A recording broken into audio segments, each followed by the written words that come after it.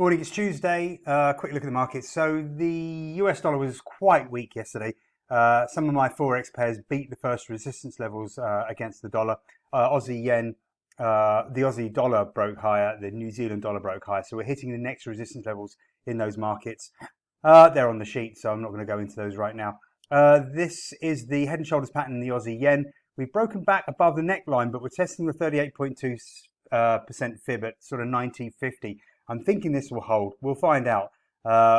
Euro yen also similar sort of situation, has bounced back to the to the neckline of the head and shoulders there. Why don't I put some fibs on that one as well? See where the fibs line up as compared to the neckline. There we go. So the fib is a little bit higher at 135.70, which is why I've got to stop above there. But we're testing the neckline to the head and shoulders. So kind of hoping that those two patterns hold and then the yen pushes higher. The dollar CAD worked, the short worked, which is made up for some of the small losses yesterday. We are hitting a support level. And again, that comes from my fib, which I'll put on there. There we go. So we're back down testing trend line and the 38.2% fib in the low 128 area. Again, we'll see if that holds. Gold managed to bounce. We were severely oversold.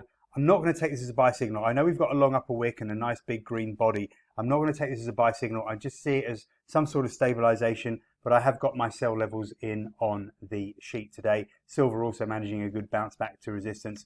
NASDAQ stronger yesterday, S&P stronger, Dow Jones stronger. Where did we get to? The high was 12,495. So we were like five ticks away from the 12,500, 12,600 resistance level. So that seems to have held. S&P, I had the resistance level up around 40.40.